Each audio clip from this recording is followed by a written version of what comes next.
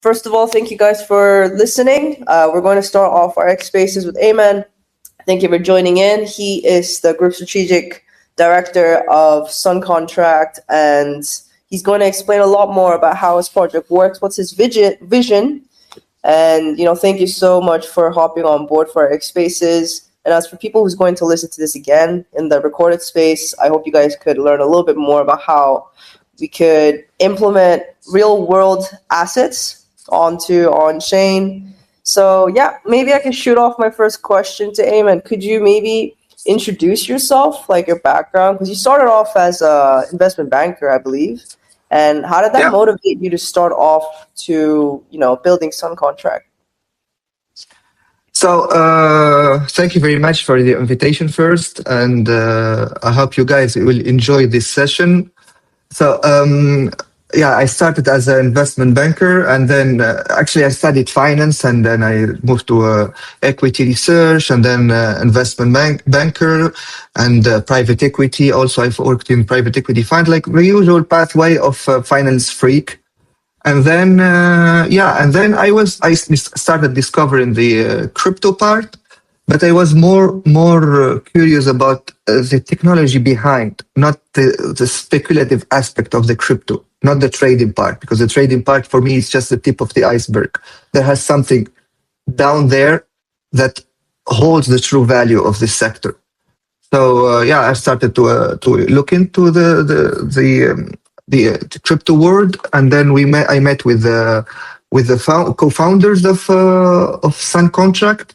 When I met them, they already had started the peer-to-peer, which is as a first in the world, and that's when we start talking about the tokenization, and we agreed to launch the second phase of the project together, which is tokenization of real-world assets that are linked to the energy sector, and specifically renewable energy. So that's how it all came together.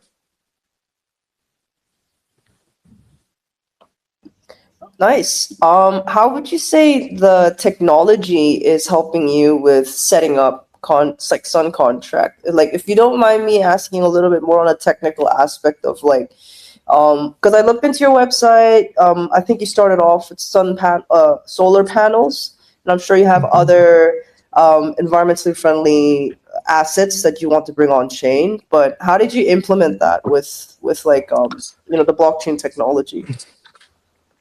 So maybe to answer that, maybe I have to come back to the very essence of the creation of SunContract in the first place. So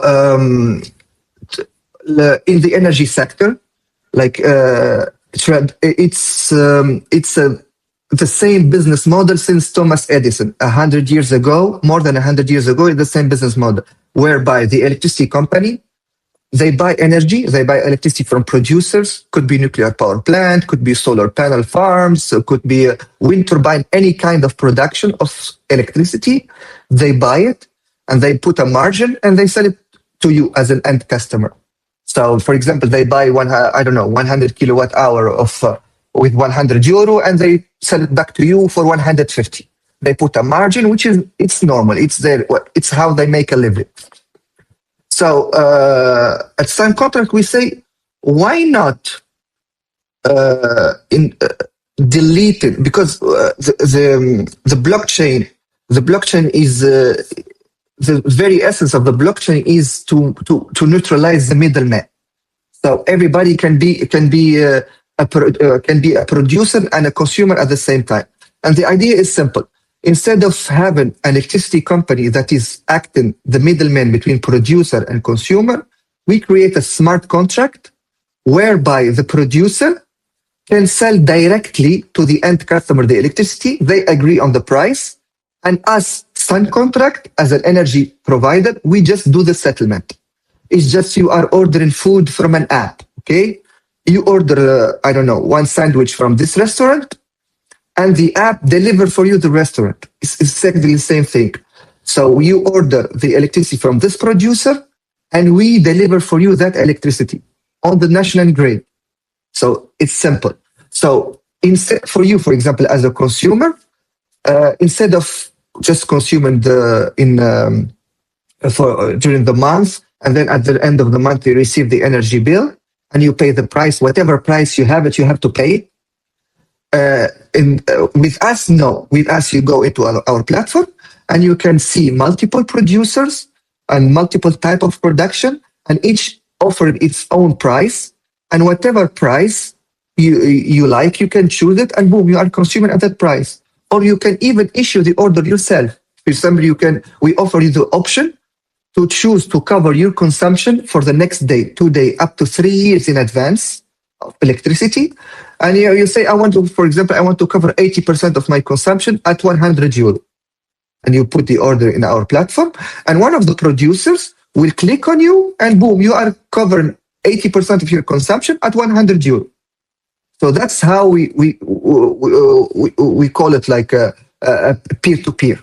So the middleman is no longer existent. There is only a smart contract between you and the producer. And as soon as you touch the button, for example, to turn on the light, you have a metering point, electricity meter point that calculates your electricity consumption like in any other house. But the thing is that metering point is talking to the blockchain, and the blockchain is paying the producer each hour with our own token, SNC token, and the producer can then get converted back to euro or whatever he wants. So this is basically how it works on our platform. So and this is the ground zero for all other products that we have. So in 2024, last year, we launched the second layer of the project with the tokenization of real-world solar panels. And here, we didn't want to tokenize the commodities, because tokenization of the commodities or electricity itself or such, this something can be done even with traditional finance, which is called securitization. We wanted to take it one step further to tokenize the actual hardware that generated the energy, which is the solar panel. So we issued NFTs. Each NFT is linked to a specific solar panel with a specific serial number, specific position, specific inclination in separate farms, in different farms. We already tokenized 7 farms, by the way, in 7 collection. So the holder of that NFT is entitled to all the energy produced by that specific solar panel. In practical, what does it mean? For example, you live in an apartment in Slovenia, for example. And because you live in an apartment, you cannot install physical solar panels on your roof because you don't have a roof. You just have an apartment. So what you can do is you can buy those NFTs, and it's like you own your solar farm, but not on your roof, somewhere else. And whatever is produced, you can consume it in your apartment. And if you produce more than you consume, that excess production in a traditional model, it gets sucked by the grid, and the electricity provider will give you a voucher for future consumption. With us, no, that excess production, you can actually sell it in our peer-to-peer energy trading platform. You can even give it for free from your mother. For example, you do a private deal with your mother, for example, or sister, whatever, and you just put 0 price, and that's it. She is consuming your excess. You are moving your excess from your meter point to her meter point, from your house to her house. And even if you change one apartment to another, for example, you just change the address and boom, you are consuming in the new apartment. That's how it works. Wow, that's crazy. I mean, the thing is, okay, well, I'm based in Hong Kong. Would that be possible that I connect, for example, like if I wanted to consume energy from your marketplace, can I connect it to an Asian country and consume it there and have it to kind of power up my laptop or just the lighting and everything? Is it possible yet? That's a very good question. And it takes us back to regulations. You know, SunContract, in order for this model to happen, we need to be regulated in 2 words. We need to be regulated as energy providers and also as crypto service providers. Why crypto service providers? Because for that producer and consumer to have this peer-to-peer deal, then we need to provide them with wallets and we need to exchange for them the SNC into euro, because we cannot ask an old man, for example, who just want to consume energy to and talk to him about all the shenanigans of Web3. It's not going to happen. So he just there to consume energy.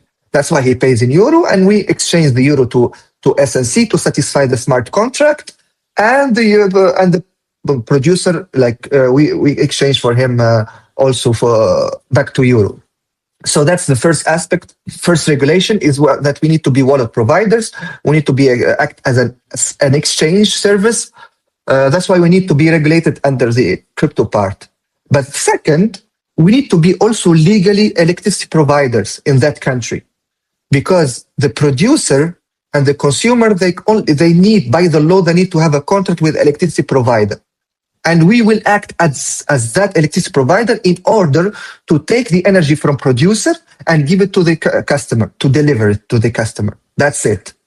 So back to your question, in Hong Kong, right now we are not operating in Hong Kong as electricity provider because we need a license there to be electricity provider. But the NFT, anybody in the world can buy them, but he cannot consume energy, but he can earn the revenue generated from his underlying solar panel.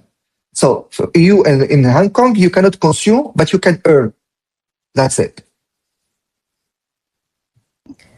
I mean, at least that I could participate as a trader, as like a retail trader who wants to, buy and sell on your marketplace, which I think is already a really interesting deal.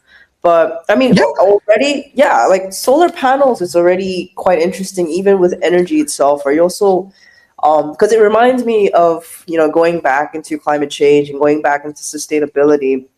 Do you also plan on, increasing other ways to have energy tokenization to happen? Or if not, in the traditional sense, just use this energy to help a lot of people who are not able to get this? Mm-hmm, mm-hmm. Actually, you made a good point here. You said I can participate as a producer, that's exactly what we are doing. So NFT holders, from the perspective of our platform, peer-to-peer platform, they are producers, because NFT holders are it's like they own solar farms.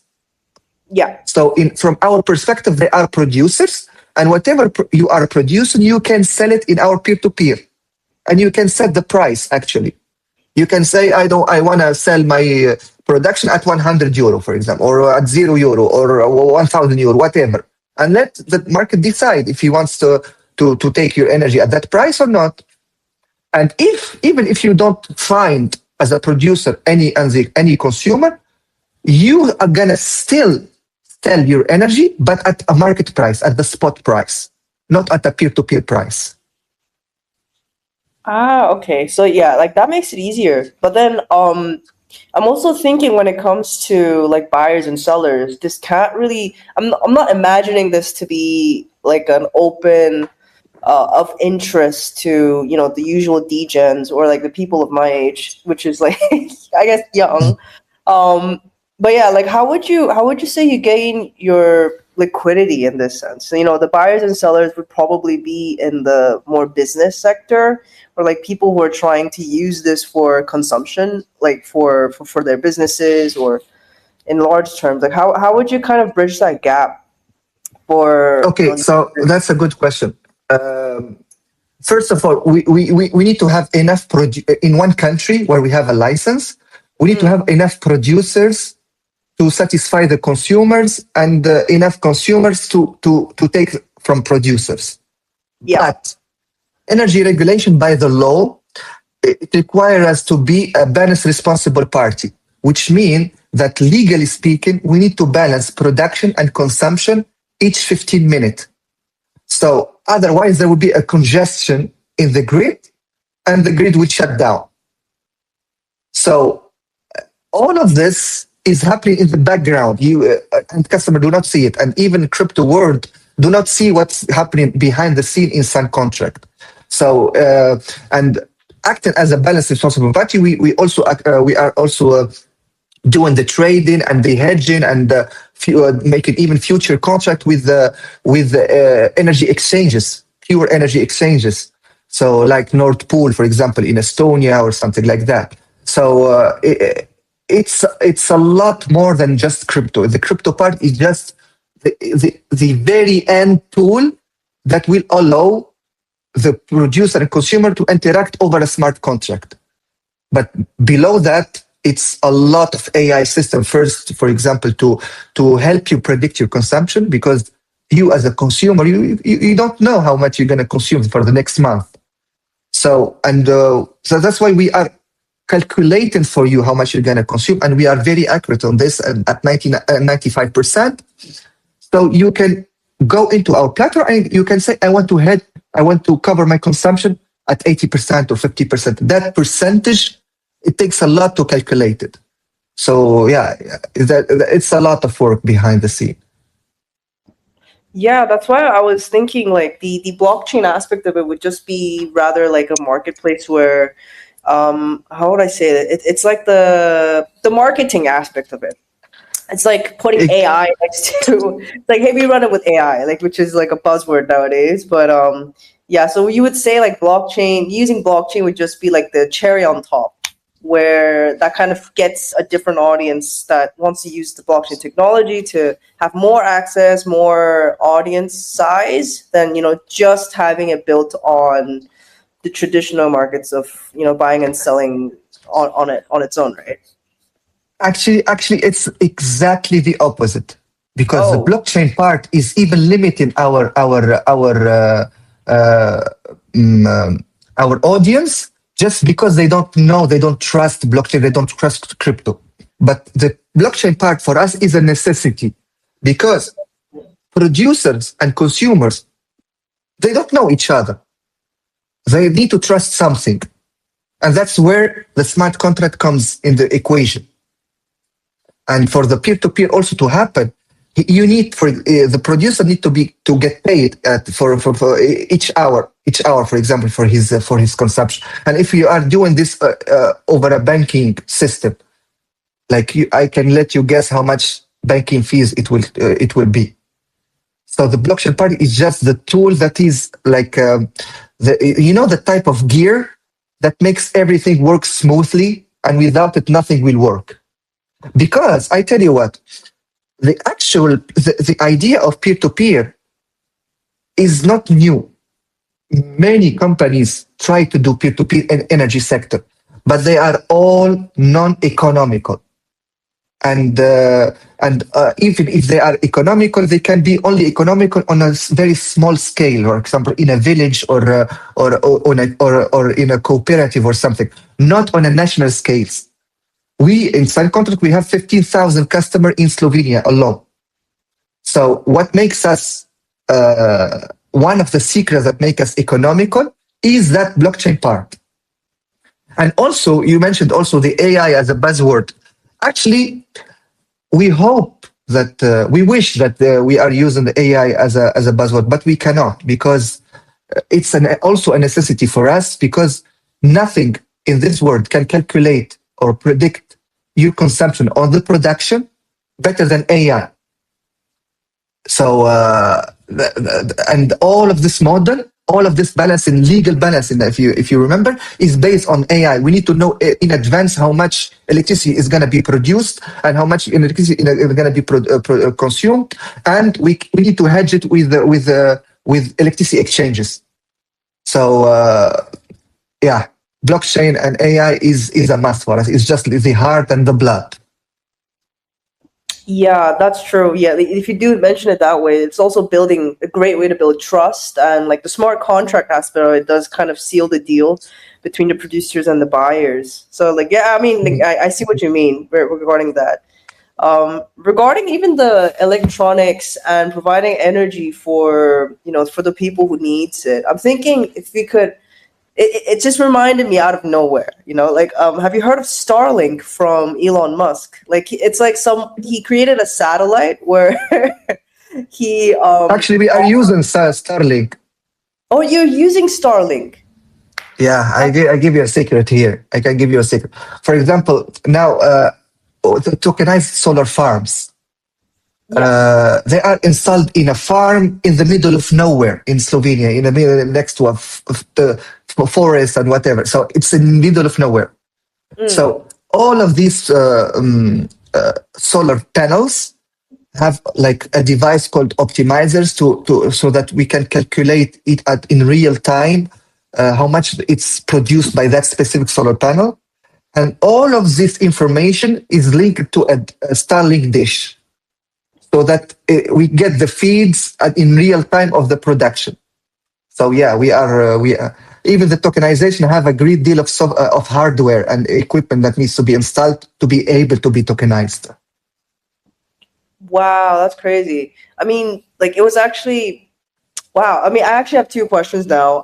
But the first one is the cost, because I'm sure the startup cost, especially maintenance and all the machinery that goes into affording these things I'm assuming that it'll be very high compared to the consumption of it, or maybe I'm completely wrong, because you did mention you have like 50,000 people in Slovenia who's currently using it, which I think is personally incredible.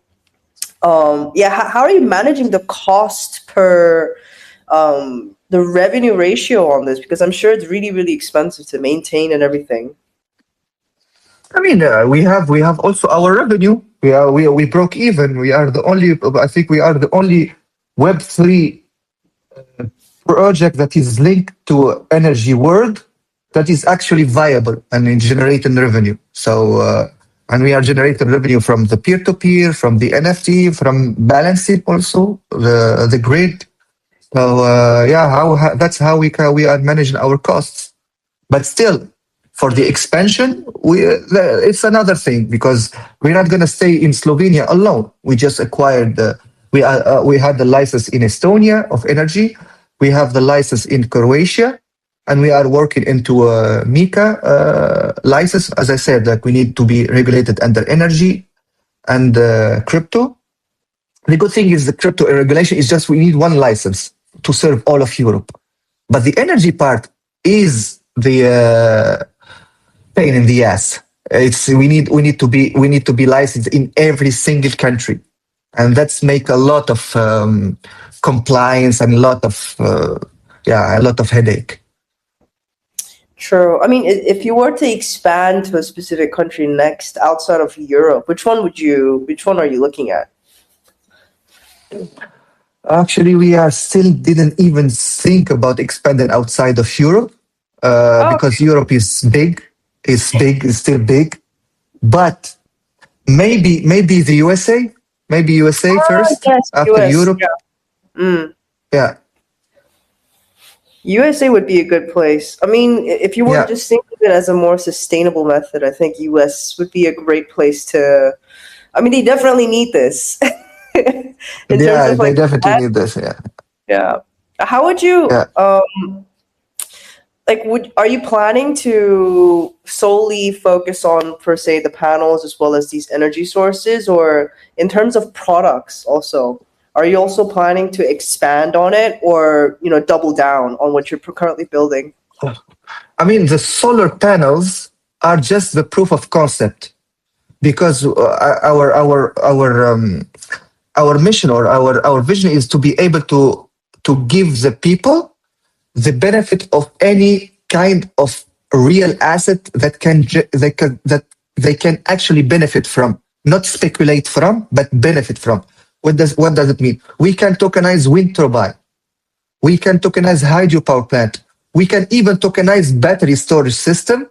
For example, you as a producer, as an NFT holder, for example, in Hong Kong, instead of producing during the day and selling during the day at a low price, you can produce and store the energy in that battery, tokenized battery, and then you sell it at night when the prices are higher.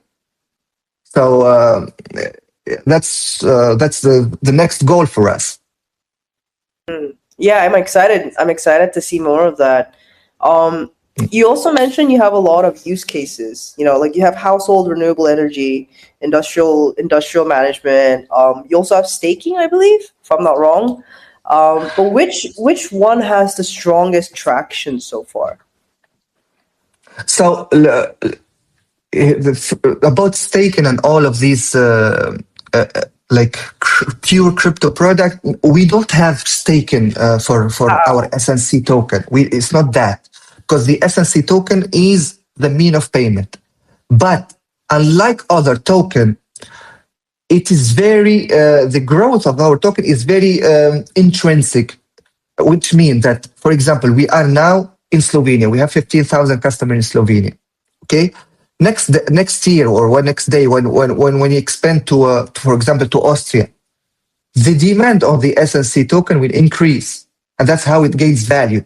When we expand to I don't know, to Germany, for example, of course the demand will increase even further, because people will need the SNC to pay for the electricity and peer-to-peer, or pay for tokenized solar panel or battery or whatever. So that's why our token has a real economy value. It's not speculative.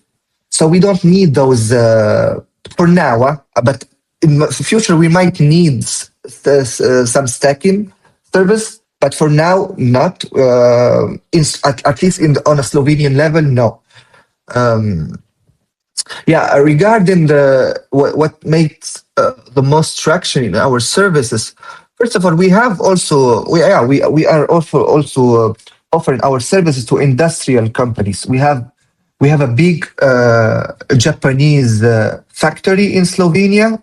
Actually, they have two factories, and they installed solar panels in one site. So physical solar panels on their roof, I mean. And they are consuming from that production, but they are also transferring their access to another factory in another city from that same solar panel. So that's the beauty of the peer-to-peer platform that we have. So it makes you manage your energy. It makes you master of your own energy. You produce it, it's yours. You do whatever you want with it. Sell it, consume it, give it. We don't care. Love it, because it's a generous business concept too, because you want to make sure that everyone also has it, even though currently it is in Slovenia and in Europe. Like, I hope that expands to much larger places, because I do definitely think this peer-to-peer system, energy marketplace is very, like, it has strong utility in my point of view. Actually, I just wanted to go back a few steps, but what was your initial idea behind, like, you know what, we need to build this peer-to-peer energy marketplace? Like, what was that kind of vision you saw in the very beginning that really pushed you to invest and start on to SunContract from the get-go? Actually, Gregor Novak, one of the co-founders, was working in electricity. And one of the other co-founders is Moitza. She was from economical background. But the problem came from the very nature of the traditional system by itself. It is opaque. You don't know from where electricity is coming from. You have no say over the price you can consume with. They can put whatever margin they want, and you don't even see it, or you cannot do anything with it. You cannot negotiate your price. You don't own your energy. So, the idea came with the blockchain technology. Actually, it wouldn't happen. It wouldn't come if we didn't know about the blockchain, because the blockchain is the answer of this very same problem, which is the decentralization. So in a traditional model, everything is centralized, and blockchain offered us the technological tool to turn the tide, and make it decentralized instead of centralized. That's how the idea came. Okay. Yeah, that's true. Yeah, you got to have more enjoy the decentralization of having control over the price, control over the energies. Exactly. Yeah, that's so good. It was all because of the blockchain emergence of the blockchain technology. Yeah. Yeah, it's a huge impact, to be honest. How blockchain technology has given us so much access to this type of capabilities, even for TradFi, not TradFi, but like sustainability markets, which is Yeah, it, quite interesting. Yeah. and it was the emergence of blockchain technology, not only blockchain technology, but also the smart contract and Ethereum, and it was actually we did the ICO in 2017. Huh? We are not Ah, a new project. Yeah, we did the ICO in 2017, and we launched the project 9 months after the ICO, or 6 months. I don't remember. So yeah, so and we actually one of the few uh, like ICOs, wave of ICOs that in 2017 that is surviving like I don't know how many crypto winters. yeah, that's very strong, especially with 2017. How did you push through all those bear markets? There was a lot. It's simple. It's simple because we are not a speculative project. Ah, We are true. linked to a real world. So whether it is crypto winter or crypto bull market or bear market, you're still gonna need to consume energy, right? Yeah. If it's COVID or not COVID, you're gonna still consume energy. So that's True. how we are surviving. It's the very essence of the very nature of our project make us resilient to these cycles. Like I wish to see more of this type of like institutions actually even to utilize the blockchain technology, for example.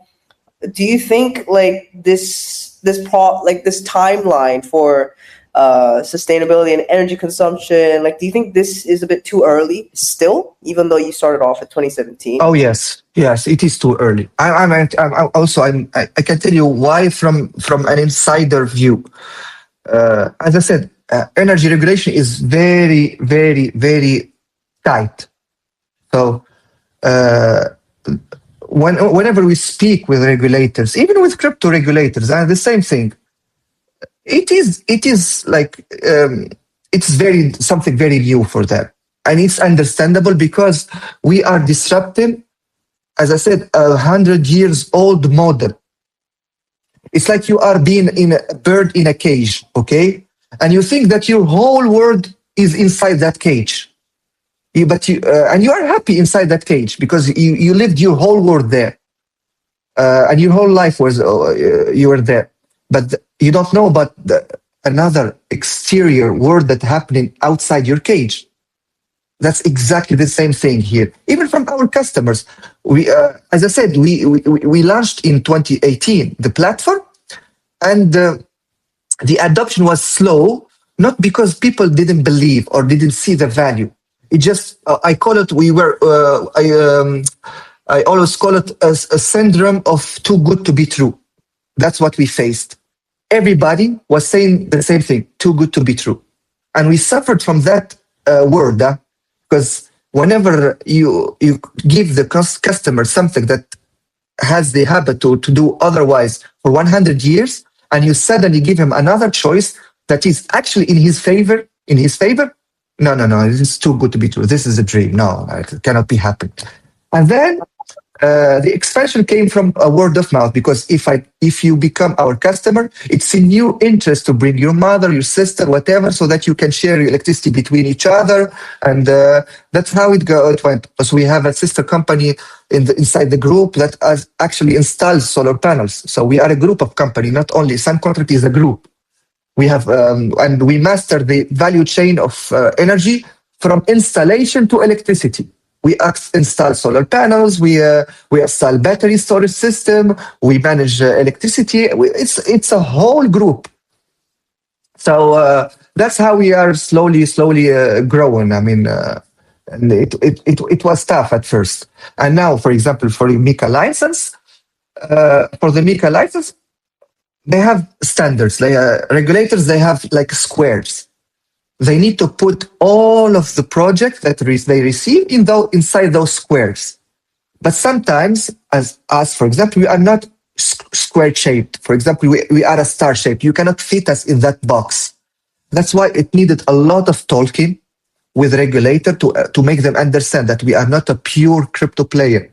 They don't have to worry about money laundering, for example, because there is no money laundering in our platform. They cannot do any money laundering. There is no transaction that is outside of 2 metering point of producer and consumer, for example.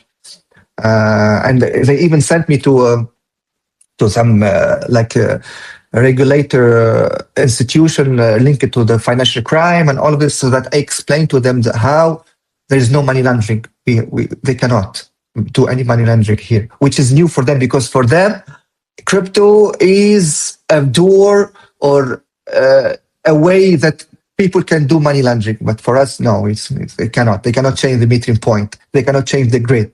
So, yeah. And how much value they can money laundering, like 50 euro per month for electricity? Come on. That's true. I mean, first of all, I do want to acknowledge that's a really good analogy, trying to put a star shape into a square shape. Yeah, that's true. That's a really good analogy to the old. It makes sense though, because even back in the days, it's 100-year-old plus industry that we're trying to speak to and convince them this new thing is coming in. I'm sure there's lots of old traditional members who would still deny it, and this was just my personal experience a long time ago. But when I actually spoke to some engineers, this is more on the grounds of workers. Like I still speak, like when I spoke to some panel engineers and talk to them about, how is your business going, for example, and they would still struggle with something as basic as social media. Mm-hmm. I mean, it's difficult, but how did you actually work that out? Like, I'm sure like you're constantly educating and sharing about SunContract to these people as well, but how'd you kind of keep going despite people keep saying that it's too good to be true, I mean, a great deal of my personal business is educational, because before you even start applying for a licensing of electricity or crypto or MiCA or whatever, you need to educate regulators first that this is actually exists and can happen. So, and also the customers, you need to educate the customers, because the customers not know about this. So, even when I speak in event and all of this, it's more like a lecture than a pitch of product, So, yeah. Yeah. A few last questions, I guess, before, we wrap up. I actually had just one random question while we were speaking. It's about the onboarding process. It's like, is it really simple now that I mean, it's a complicated industry that you're trying to simplify and introduce to these institutions as well as retailers. Is your onboarding process really simple for them to just be like, you know what, I'm going to get this. I can buy and sell energy, make money, peer-to-peer, or, how would it work for your product? For the NFT part, it's easy. You just buy the NFT, do the KYC, accept the terms and condition, and boom, you are doing peer-to-peer. You are using, you are owning NFTs, and that you can earn from it. But when you want to use the energy from that NFT or from the peer-to-peer or for anything else, the use of energy, that's when you need the electricity contract with us. And then it depends on the country, because some jurisdiction need, for example, 1 month of transition between two suppliers, for example. Some of them are smoother, some of them not. So it depends on the jurisdiction. Got it. And do you have any, I guess 2 questions combined. One is if you have any campaigns right now that you're running per se for charity, or if not, even just, your product itself. If you're running any campaigns, like it'd be great if you could also share that, as well as, the final question would just be, what's your tips for anyone who's trying to understand decentralized energy markets, and how can they start? So we just finished a charity project in Uganda. I think Uganda, if I'm not mistaken, the country. Yeah, we installed for them for in a hospital, so some solar panels, and we made them sustainable from A to Z. So this is the latest, the last charity project we did. Um, the tip you were asking for, the tip first. Blockchain is not a fancy word or something that you need to shove it in with in whatever project. First, it needs to make sense. So I don't know if your project can run without blockchain, there is no need for blockchain. That's per se, maybe an advice on, if there's a founder who's trying to actually get into this market and they're trying to bring real world, let's say, energy on chain. What's your piece of advice for them? The piece of advice is to look for the legislations in their countries first, because it's you can build the perfect product in the world, but if it's illegal to actually sell it or monetize it, then there's no point. That's it. And also very important, to make it compliant and the cost you're going to spend on it, does that justify the revenue or not? Because if it's not economical at the end of the day, because of its heavy burden of compliance costs, then also it doesn't make sense. That's true. Yeah. Compliance comes first. And I'm sure that's going to be I guess that is the toughest part when it comes to this field. I mean, in Europe, I can speak about Europe.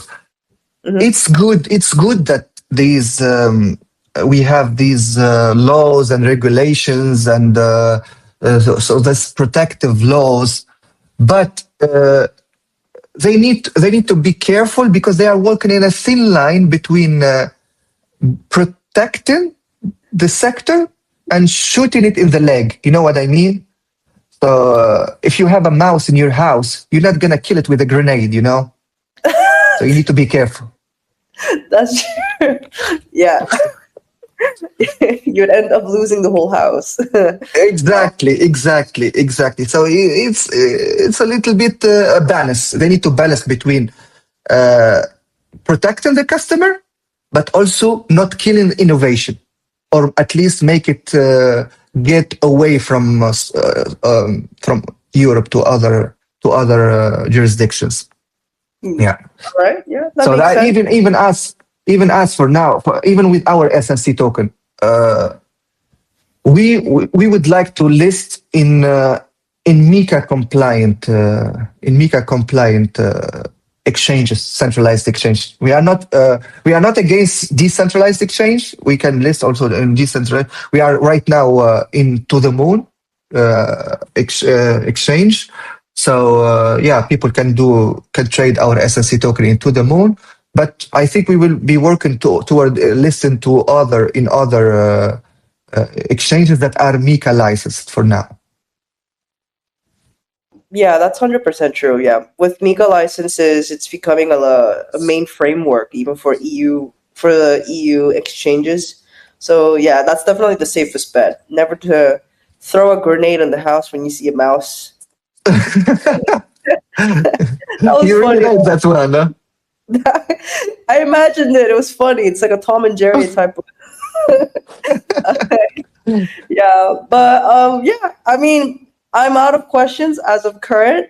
Do you have any final words? How can anyone find you and get to know more about SunContract? And I think I'll end it from there. Well, SunContract is everywhere. You can own NFT from wherever you are. You don't need to wait for us to go to your country to get a license. So you just need to buy the NFT, and boom, you are able to earn from it. But if you want to consume with us, you need to pray that we come to your country. That's it. All right, and that's it. And that kind of settles with our whole discussion with Aymen and a really deep dive behind how we understand energy markets and how peer-to-peer marketplaces work. You guys have been awesome. I hope we can speak again in the future too, as well as, talking a little bit about liquidity as well in the next round if we ever get the chance. Yeah, by all means. Yeah, I mean, it would be my pleasure.